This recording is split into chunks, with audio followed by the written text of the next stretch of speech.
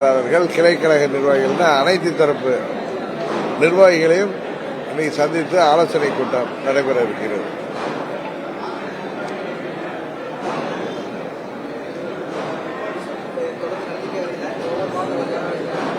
தொடர்ந்து நடந்த இப்ப ஏற்கனவே கடந்த மாதத்தில் நம்ம முதுகுளத்தூர் முடிச்சோம்.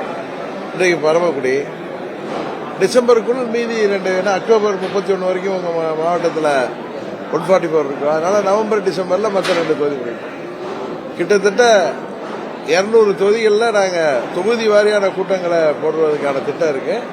அதை தொடர்ந்து 6 மாசமா நிறைவேற்றிட்டு வரோம். அதற்கு பிறகு தேர்தலுக்கான அனைத்து வேலைகளையும் ஆரம்பிக்கும்.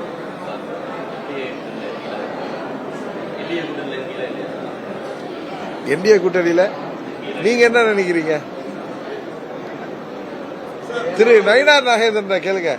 ஏன்னா நாங்கள் 24 மாண்புமிகு மோடி அவர்கள் 3வது முறையாக பிரதமராக வந்தால்தான் நாட்டின் பாதுகாப்பிற்கும் நாட்டின் வளர்ச்சிக்கும் இந்தியா ஒரு சிறந்த வல்லரசு நாடாக ஆவதற்கும் அவர் பிரைம் மினிஸ்டரா வரணுங்கிற ஒரே நோக்கத்தோட நாங்கள் அன்கண்டிஷனலா அவர்களுக்கு ஆதரவு அளிக்க வேண்டியது. இன்றைக்கு நீங்க கேட்கிற கேள்விக்கு திரு நயினார் நாகேந்திரன் அவர்கள் பதிலளித்தால் எங்களுக்கும் நன்றாக இருக்கும் என்று நினைக்கிறேன்.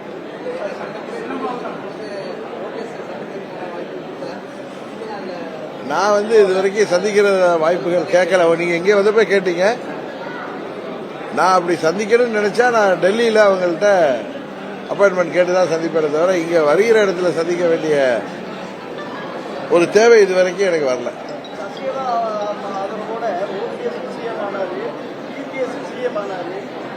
சமீபத்தில் எடப்பாடி சொல்லும்போது நான் பெரியவங்க காலம் இருந்தேன் அப்படின்னு பெரியவங்க காலம் இருந்தேன், நான் வேற யாரு காலம் இல்லை, சசிகலாமாவை பாராட்டி பேசினாங்க.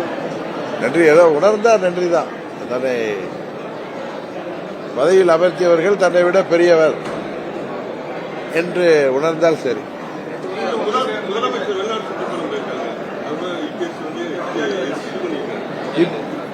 இபிஎஸ்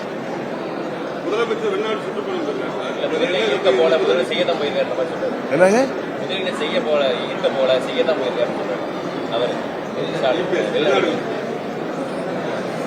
கத்திரிக்காய் முத்துனா சந்தைக்கு வந்துடும்.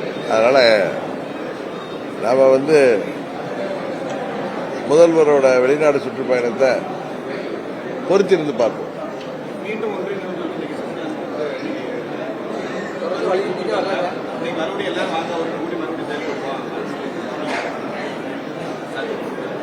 அம்மாவின் தொண்டர்கள் ஓர் அணியில் திரள வேண்டும் என்பது அம்மா மக்கள் முன்னேற்ற கழகத்திற்கு ஒன்று இணைன்னா ஒரே கட்சி ஆறது கிடையாது. அம்மா மக்கள் முன்னேற்ற கழகம் ஆரம்பித்து 7-8 ஆண்டுகளாக நாங்கள் யாரையெல்லாம் எதிர்த்து போராடி வந்தோம் என்பது உங்களுக்கு தெரியும்.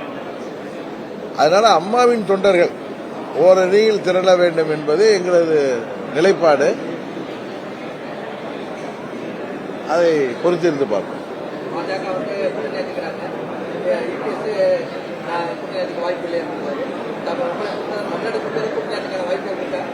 எங்களுடைய நிலைப்பாடு டிசம்பர் மாதத்தில் இதை பற்றி எல்லாம் நாங்கள் பேசுவோம்.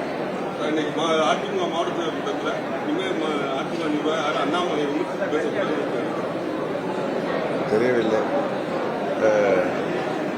திரு அண்ணாமலை அவர்கள் சிறந்த ஒரு அரசியல் தலைவராக பாரதிய ஜனதா கட்சியின் மாநில தலைவராக பணியாற்றியவர். எனது நல்ல நண்பர் அவர்.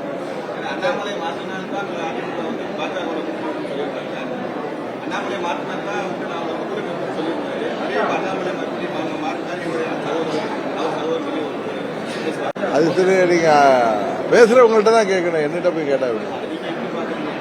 நான் இண்டிபெண்டா பேச முடியும். நாங்கள் அம்மா மக்கள் முன்னேற்ற கழகம் அம்மாவின் தொண்டர்களால் இயக்கப்படுகின்ற இயக்கம். ஆனால் அவர் ஒரு தேசிய கட்சியின் மாநில தலைவராக இருந்தவர். அதனால அவருக்கு சில கட்டுப்பாடுகள் இருக்கும். அதுதான் உண்மை. அதான் சொன்னார, எனது சொந்த கருத்துங்கிறத தாண்டி கட்சியின் கருத்துக்கு நான் கட்டுப்படுவேன்னு சொல்லுவேன். அதனால அவர் பேசுறது மாறி மாறி பேசுறதுன்னு நீங்க எடுத்துக்கணும்னா அது உங்களுடைய விருப்பம். நான் அப்படி பார்க்கல. அவர் ஒரு தொண்டராக ஒரு கட்சியின் மாநில தலைவராக இருந்தப்ப அவர் ஒரு கருத்தை சொல்றாரு. இன்றைக்கு மேலிடம் சொல்வதற்கேற்ப அவர் ஒரு தொண்டராக அதை ஏற்றுக்கொண்டு அதில் வழி அந்த வழி செல்றார். உச்சநீதியிலே சசிகலா அம்மாவை பற்றி அவதூறா எடப்பாடி பேசலையா அப்படின்னு பார்க்கணும். அதான் சொல்லுறேன், தன்னை பதவியிலே முக்கியமான பதவியை அமர வைத்தவர்கள் உயர்ந்தவர்கள் என்று யார் உணர்ந்தாலும் சரிதான். பாஜக வாக்குறுதி பண்ணிட்டாங்க அப்படின்னு அதாவது தொடர்ந்து பேரணிகள் ஆர்ப்பாட்டம் வாக்குறுதி நடந்திருக்கும். எனக்கு தெரியல. ஆனா சிவகங்கை எம்பி திரு கார்த்திக் சிதம்பரம் அவர்களே இவிஎம்லாம் எதுவும் தப்பு நடக்க வாய்ப்பில்லைன்னு பேசியிருக்காரு. இந்த வாய்ப்பு அவரே பதில் சொல்லியிருக்காரு, அவங்க கட்சிக்கு அவரே பதில் சொல்லியிருக்காரு. இதே மாநாடு அரசியல் நடந்துட்டே இருக்கு. குறிப்பாக அங்கிருந்து சொன்னது அது ஒரு பெரிய விஷயம். சீமான் கூட அணிலிய கண்ணிலிருந்து கட்டலை அணிலியா சொல்றாங்க. உங்கள் கேள்விக்கெல்லாம் நேற்று நான் தஞ்சாவூர்ல பதில் சொல்லி உங்க தொலைக்காட்சிகள்லையும் பத்திரிகைகளையும் வந்திருக்கு. மீண்டும் மீண்டும் அதே அரைச்சமாக அரைக்க வேணாம்னு நினைக்கிறேன். விஜயமே எங்களோட ஆட்சி அதிகாரத்தில் பதவி அவர் தலைமையில் வாய்ப்பு தமிழ்நாட்டில் உறுதியாக இந்த தேர்தலில் 4 அடிகள் வாய்ப்பு.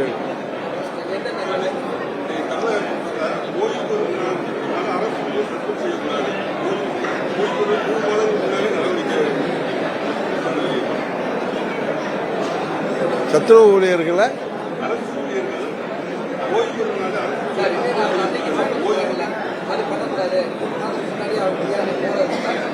விசாரணைலாம் முடிச்சு நடவடிக்கை எடுக்கும். அது சரியான கோரிக்கை தான். அது அரசாங்கம் வரவேற்குது.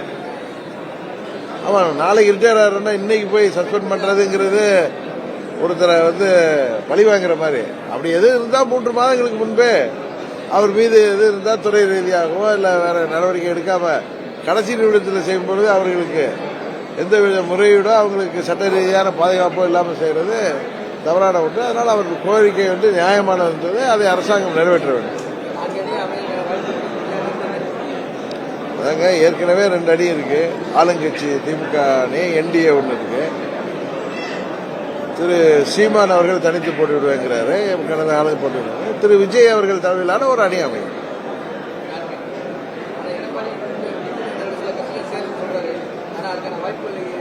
அது நீங்க அவரை தான் கேட்கணும். எந்த கட்சின்னு நீங்க அவரை தான் கேட்கணும். எனக்கு தெரியாது.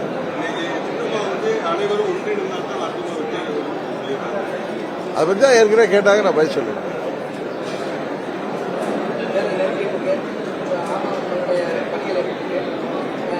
இப்பொழுது நாங்கள் தொகுதி வாரியாக கட்சியின் கட்டமைப்பை பலப்படுத்துகின்ற வேலையில் இறங்கியிருக்கோம். அடுத்த கட்டமாக எங்கள் பிரச்சாரங்கள் எல்லாம் நடக்கும்.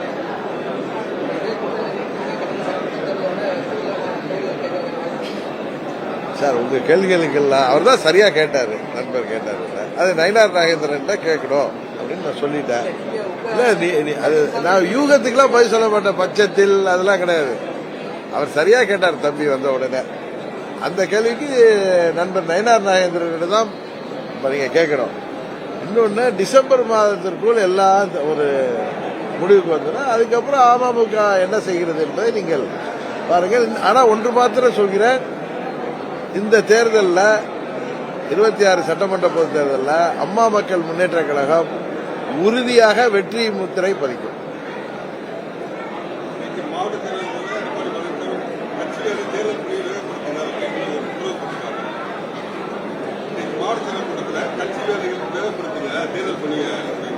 எல்லா கட்சியும் அப்படித்தானே அவங்க நிர்வாகிகளை சந்திக்கிறப்ப கட்சி தேர்தல் 6-7 மாசம் தான் இருக்கு, வேகப்படுத்துறது சொல்றது இயற்கை தானே.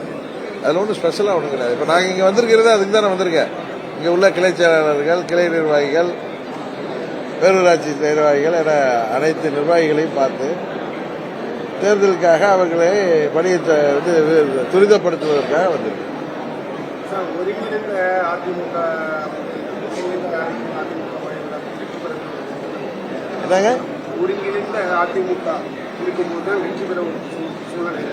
அதுக்கு உங்களுடைய 19, 21, 24 தேர்தல் முடிவுகள் என்ன நடந்தது என்பதை எல்லோருக்கும் தெரியும்.